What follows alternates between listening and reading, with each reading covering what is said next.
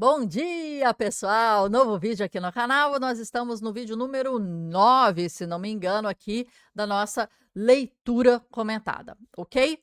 Eu já vou colocar aqui para vocês, tá? Para a gente começar a ler. E a gente viu ontem isso aqui, olha. Quando a inspiração chega, tá? E aí ela pergunta para você: quer trabalhar comigo? E você tem duas possíveis respostas, sim ou não. E aí ela vai começar a entrar aqui no não. Então vamos nos preparar. Prepare o seu cafezinho aí, ó. Prepara o seu cafezinho, que a gente vai começar aí a leitura, tá bom? Vamos lá, já vou colocar aqui para você. Aqui acho que fica melhor, que vocês leem melhor, né?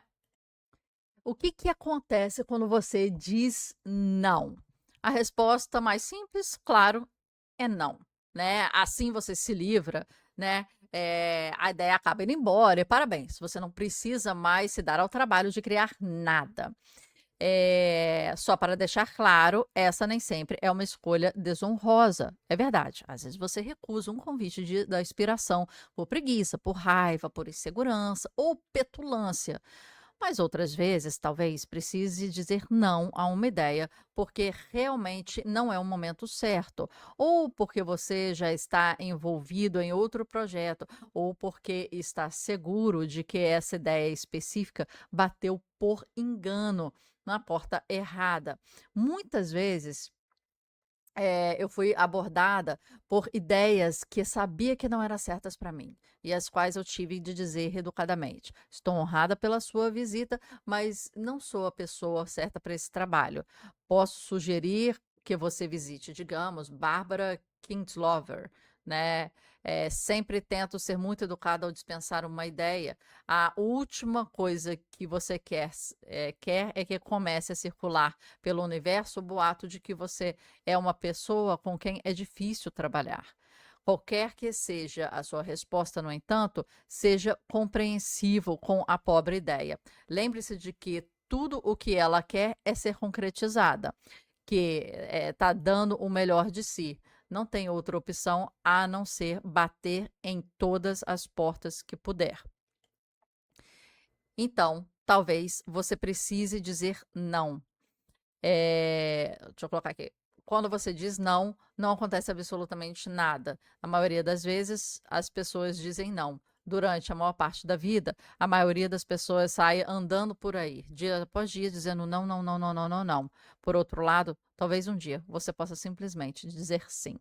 A grande questão aqui, gente, é entender o porquê, mais do que não, assim, é o porquê você está dizendo não e o porquê você está dizendo sim.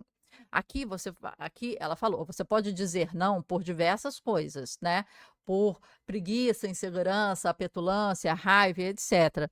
Mas eu acho que aqui nem esses são as questões mais importantes disso, tá. Você pode dizer não por causa de medo. Você pode dizer não porque você está achando que você não é suficiente, né, tem aquela síndrome do impostor, né. Você tem que entender se tem algum mecanismo psicológico funcionando por trás de você dizer não. Porque você pode realmente, não ser capaz de fazer alguma coisa, mas você pode não ser capaz e criar as formas de fazer, é aprender no meio do caminho, né. Porque você ser empresária, você construiu o avião no ar. Essa é a definição mais certa e mais sábia que eu já ouvi de ser empresário. É você construir o avião voando, é você consertar o avião voando, não ele paradinho no hangar. É fazer isso enquanto voa. Então você tem que, né, rodar os seus pratinhos, rodar vários pratinhos. E você entendendo se você está fazendo um autossabotamento nesse não, é é é importante, sabe, minha gente? Porque às vezes a gente só está se sabotando. Às vezes a gente está deixando o medo ser grande demais, enquanto ele tem que ser menor. Entende o que a gente falou antes? Às vezes a gente está deixando a nossa insegurança ser grande demais, enquanto ela tem que ser menor, tem que ser contida. Eh, Às vezes a gente está falando do alto da nossa preguiça. Então, cara, você vai descansar quando você morrer. Você vai descansar quando você ficar velho, porque você não vai conseguir. Você não vai conseguir. Vai dar um cansaço da menopausa, da idade, das dores, de não sei o quê. Enquanto você está ativo, enquanto você está podendo, enquanto você está querendo, não existe isso. Não existe. Entre na faculdade aos 43 anos, aos 50 anos, aos 60 anos, comece negócios, é tarde da vida. O tempo é muito relativo. O tempo, a gente cria questões com o tempo, mas pode existir um adolescente de 15 anos que está achando que vai ter a vida inteira pela frente e vai morrer em 1 ano. E ele está achando que ele tem tempo porque ele tem 15 anos. E pode ter um cara de 70 anos, 60 anos, que pode estar achando que vai morrer amanhã e ainda demora 30 anos aí. Gente, tempo é relativo, muito relativo. Então, assim, não se iluda pela falta de tempo, né? Ou por muito tempo pela frente, né? Tem urgência, faça agora. A vida escorre pelas nossas mãos, né? Muito rapidamente. Então, assim, que não seja por preguiça, que não seja por autossabotagem, que não seja pela síndrome do impostor, que não seja pela raivinha, que não seja pela insegurança tola, que não seja pela petulância, que não seja pelo ego, que não seja por isso. Que quando você fale não, seja porque você analisou estrategicamente e de uma forma muito aberta em seu coração e em sua mente, que aquele não é o melhor momento, ou que aquilo não é para você, mas com conhecimento de causa, com você tendo feito, sei lá, de repente, uma análise, para você entender que aquilo não está, de repente, no seu foco, na sua estrutura, no seu projeto, que é interessante. Mas o seu objetivo é aqui. Se você começar a desviar para diversas coisas em outros lugares, você não vai atingir seu objetivo. Que seja por causa dessa análise. Onde eu quero chegar? Qual o meu propósito? Qual o meu propósito de vida?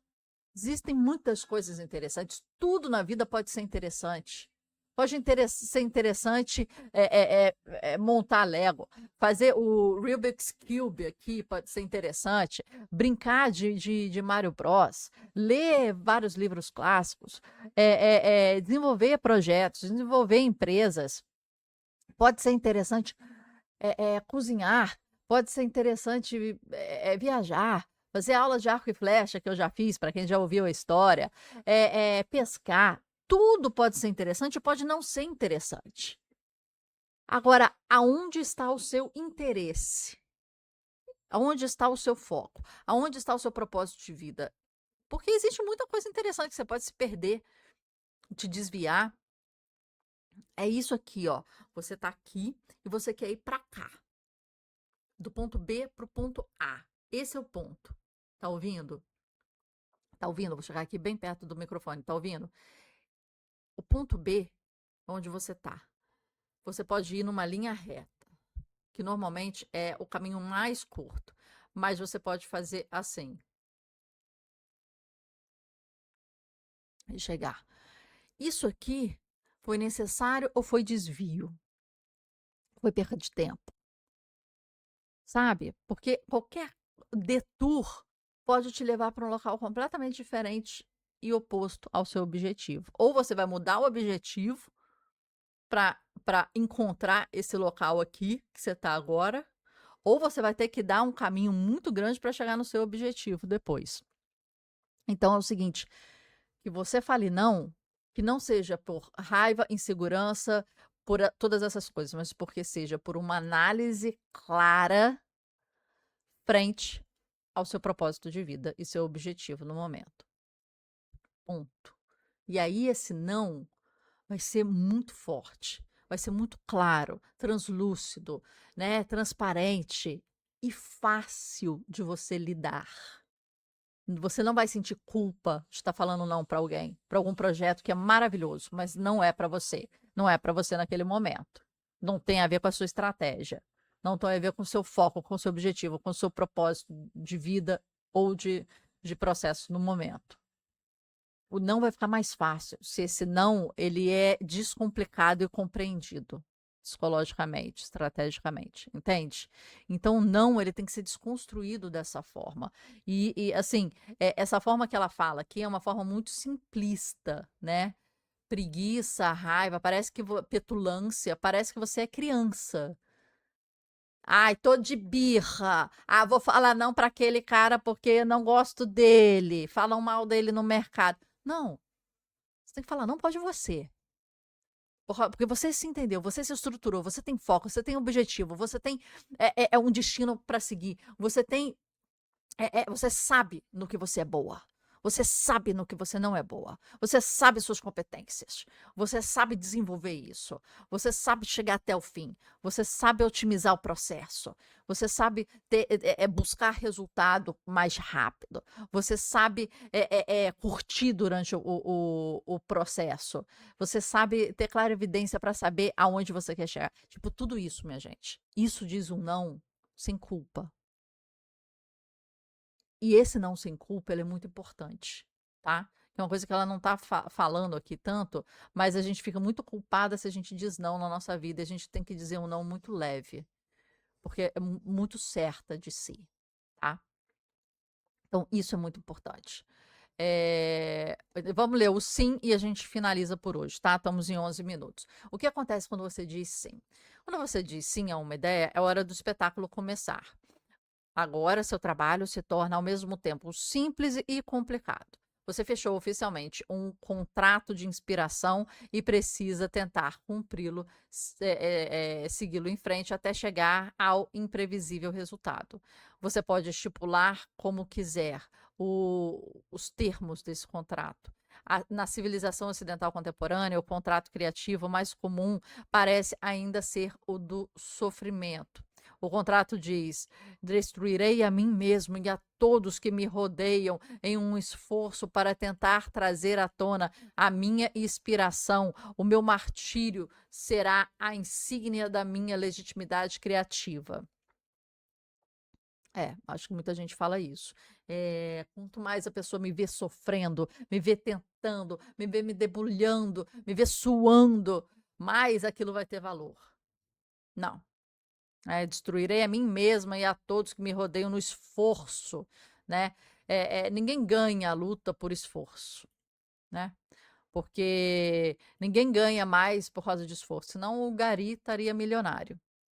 E ele trabalha firme, trabalha forte, e trabalha no sol, na chuva, em pé, às vezes cheirando, né, um odor ruim de lixo. Senão ele seria milionário, o salário dele seria enorme. Não é esforço que traz resultado. Não é. Não é. É estratégia e inteligência. Não é esforço. Se você optar por fechar um contrato de sofrimento criativo, deve tentar se identificar ao máximo com o estereótipo do artista atormentado.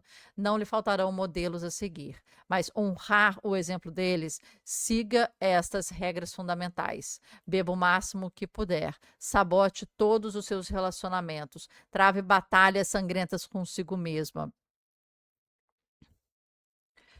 Expresse constantemente insatisfação com o seu trabalho, compita invejosamente com seus colegas, ressinta-se das vitórias dos outros, proclame-se amaldiçoado, não abençoado por seus talentos. Vincule sua noção do valor próprio a recompensas externas. Seja arrogante quando tiver sucesso e autocomiserativo quando fracassar. Valorize a escuridão acima da luz. Morra jovem e culpe a criatividade por sua morte. E esse método funciona? Funciona, claro. Funciona maravilhosamente bem, até que você acaba morrendo por causa dele. Então, se quiser isso, siga o método. Por favor, se estiver comprometido com o seu sofrimento, não deixe que eu nem ninguém o tire de você. Mas não estou certa de que esse caminho seja especialmente produtivo ou que vá trazer satisfação ou paz duradouras a você e àqueles que ama. tenho que admitir que esse método de vida criativa pode ser extremamente glamouroso e é capaz de resultar em um excelente filme biográfico depois de você morrer. Portanto, se preferir uma vida curta e de glamour trágico a uma vida longa e rica de satisfação e que muitos preferem, vai em frente. Tem muita gente, realmente, gente, e pode essa pessoa ser você, a gente tem que falar com cuidado. Tem muita gente que eh, eh, prefere inconscientemente, sem saber, né, sofrer. Porque aquilo ali é um escudo protetor. Se você está tentando, está sofrendo, está lutando, está usando esse gerúndio de fazendo, tentando, lutando, fazendo o máximo, coitado dele, está até altas horas, não para de estudar, não para de trabalhar, trabalha duro. A mãe fala assim: trabalha duro, trabalha forte, né? Seja como for, sempre tive a impressão de que quando o artista atormentado está fazendo birra ou dando chilique, sua musa está sentada tranquilamente num canto, lixando as unhas, esperando pacientemente o sujeito se acalme, tome juízo para que todo mundo possa voltar a trabalhar. Porque, no fim das contas, a única coisa que importa é o trabalho, não é? Ou será que não deveria ser? E se existir um jeito diferente de lidar com isso? Posso fazer uma sugestão? Um jeito diferente. Isso aqui a gente vai deixar para depois. Então a gente viu o não, e como é que a gente fala o não sem culpa, um não leve, o não que funciona para o seu momento, o não que tem a ver com o seu propósito de vida e seu objetivo estratégico do momento. Com essas duas coisas, tá? E o sim, né? Que quando você fala sim, e ela começa aqui o capítulo dela, né, falando assim: olha, quando você fala sim, é hora do espetáculo começar. Ok, eu falei sim. Agora seu trabalho se torna ao mesmo tempo simples e complicado. Não acho simples, eu acho complexo e complicado, tá? Eu estou discordando com ela de várias coisas aqui, não sei se vocês estão também. Quando a gente fala assim, a gente pode falar assim pra gente. Então, olha, eu agora vou trabalhar nisso, nisso, nisso. Maravilha. E eu posso também falar sim para os outros, né? Eu agora falei para mim que eu agora vou trabalhar com isso diferente, isso, né, diferente. Então, eu vou trabalhar como pintora. E posso falar lá em casa: mãe, pai, irmã, irmão, mulher, marido, filho, papagaio, agora eu vou ser pintora. Todo mundo, vai descabelar, meu Deus do céu, como é que vai viver, não sei o quê. Eu posso falar para o mercado, colocar no LinkedIn, agora eu sou pintora. Falar para os meus amigos, agora eu sou pintora. Então, tem níveis e tem ciclos de você falar sim. A primeira coisa, o sim, ele tem níveis. Você pode falar sim para você, sim para o seu círculo muito pessoal, quem está dependendo financeiramente de você, te sustentando ou te ajudando todos os dias, te ouvindo. Esse é o ciclo de pessoas próximas, né? Que tem a ver com as suas finanças, que tem a ver com a sua rotina, que tem a ver com o seu fracasso ou a sua vitória. Pode ser avô, pode ser pai, há pessoas que estão mais próximas nesse ciclo, tá? Depois tem os colegas, os colaboradores, tem, né, as pessoas que estão em volta disso, né, que fazem parte, mas estão em volta disso. E depois tem todo o resto, o mercado, por exemplo. Então eu posso falar assim, não é tão simples falar assim. Eu posso falar assim para mim e ficar aqui, agora eu vou ser escritora. Eu, quando decidi ser escritora, eu comecei a escrever um caderninho de notas no ônibus. Ninguém precisava saber. Eu saía do trabalho, eu ia para o trabalho de ônibus, eu tinha 40 minutos no ônibus. Naquela época, assim, sem muito celular, né? Naquela época, eu pegava um caderninho e eu escrevia. Aí eu chegava no computador e eu ligava o Word e eu ficava trabalhando nas telas pretas aí, né? Aparecendo de DOS. Quem é da época de DOS, Windows e DOS, né? Aquelas telas pretas de DOS que eu trabalhava na IBM. E eu abria as telas pretas e eu abria um Word. Quando vinha um insight, quando vinha uma coisa, eu escrevia no Word e salvava. Vinha alguma coisa, escrevia no Word e salvava. Ideia, insight, textos, né? colocava. E ficava com o meu caderninho de escrita e meu Word durante muito tempo. E assim eu fui desenvolvendo. Uma coisa de estar sempre atenta à escrita durante anos. Ninguém sabia. Era um processo meu, era um processo do meu momento, era um processo particular. E aí depois eu fui mostrando para algumas pessoas aos poucos. Olha, eu escrevi, o que que você acha? E depois eu mandava as minhas poesias aos poucos para algumas pessoas darem um feedback. E eu falava, ah, tá, ok, então vamos mudar aqui, vamos mudar ali. Então algumas pessoas de confiança depois ficaram sabendo. E quando eu fui lançar o meu livro, eu entrei e vi editoras. Então, um mercado fechado e nichado também ficou sabendo. Mandei minha proposta para editoras. Comentei lá em casa: olha, estou fazendo isso, estou com isso, não sei o que que você acha? Então, e aí, depois, quando eu lancei, o mercado que não sabia, né? O mercado grande, vamos dizer assim, que não sabia, soube. Então foi aos poucos, aquilo foi aos poucos, foi o meu sim sendo construído aos poucos. Então essas são as camadas. Você pode dizer sim particularmente para você, quietinha no seu quarto, no ônibus. Vai escrevendo, vai falando, vai pintando, vai fazendo as suas coisinhas. E aí o sim depois vai ganhando, né? Porque parece muitas vezes que o sim tem que vir acompanhado com dinheiro, o resultado financeiro, para que ele seja forte, né? Para que ele não venha do susto, do que você vai viver. Coitada da Marcela, vai virar artista. Temos que nos preocupar financeiramente com a Marcela, né? É, é, e precisa de um respaldo financeiro muito próximo. Então, quando você desconecta esse sim, né, do grande mercado, você tem um tempo de você trabalhar o seu sim pessoal com resultado financeiro, com, né, a possibilidade de gerar uma vida e uma subsistência a partir disso, né, que é a preocupação legítima, né, dos seus pais, dos seus companheiros, né, e tal. E isso é muito importante. Então é isso que acontece na vida. A gente diz sim, sim em camadas, a gente diz sim para projetos, mas a gente tem que entender que é muito trabalho, não é simples, não, como ela falou, e é complexo e é complicado. Principalmente quem vem do mercado CLT, está acostumado a ter uma estrutura. Ah, vou falar com o RH, eu vou falar com o marketing, eu vou falar com a contabilidade. Já tem ali uma estrutura montada para te atender. E você funciona na sua engenharia da sua peça, né? Mas quando você cria um MEI, uma limitada, uma Eireli, etc., você é tudo. Você é tudo. Seu tempo divide em tudo, seu dinheiro divide em tudo, sua atenção divide em tudo. Então não é simples, é complexo, não vou mentir para você. E é complicado, porque tem as contas, tem os boletos, tem não sei o quê. É complicado, mas não é impossível, minha gente. Então, quando você diz sim, você tem que dizer sim primeiro a você.